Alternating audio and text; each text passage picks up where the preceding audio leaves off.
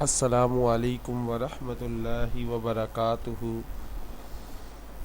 آپ کے سامنے ایک نئی حکایت سعدی لے کر آیا ہوں۔ بادشاہوں کو وہی نصیحت کر سکتا ہے جس کو نہ سر کا خوف ہو نہ زر کی تمنا۔ اب بادشاہ کا دور تو نہیں رہا، بادشاہوں کا دور تو نہیں رہا۔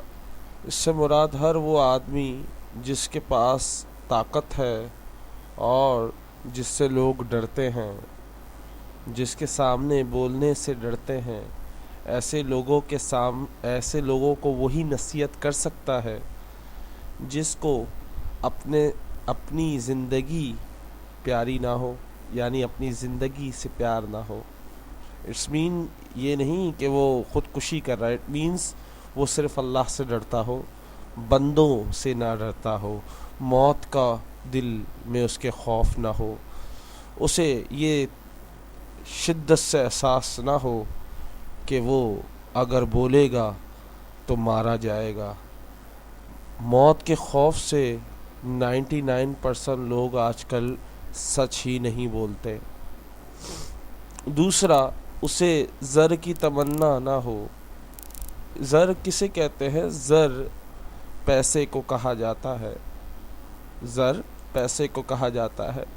جس شخص کو اپنی موت کی فکر نہ ہو، اب موت کا ڈر نہ ہو اور پیسے کی تمنا نہ ہو، ایسا شخص ہر ایک کے سامنے، ہر کسی کو، چاہے وہ بڑا ہو، چاہے طاقتور ہو، چاہے ظالم ہو، کوئی بھی ہو، اسے نصیحت کر سکتا ہے۔ یہ دو شرط اس شخص میں ہونا ضروری ہیں۔ کون کون سی؟ ایک، جس کو زندگی میں موت کی فکر نہ ہو، اور دوسرا زر کی تمنا نہ ہو، یعنی پیسے کی تمنا نہ ہو۔ اور آج یہ دو ہی چیزیں ہم میں سب سے زیادہ آ گئی ہیں۔ ہم اللہ سے نہیں ڈرتے، باقی سب سے ڈرتے ہیں۔ ہم پیسے کے پیچھے ایسے بھاگتے ہیں جیسے پیسہ نہیں ہو گیا، پتہ نہیں شاید یہی آخرت میں جا کے قبر میں کام آئے گا۔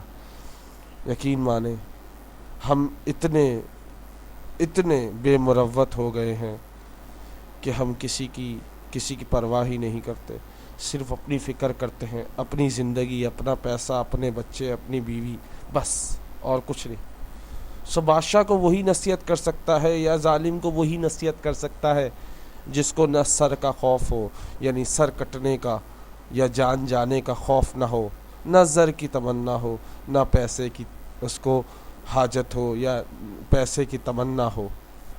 سو ہوپ یو انجوائے۔ اللہ حافظ۔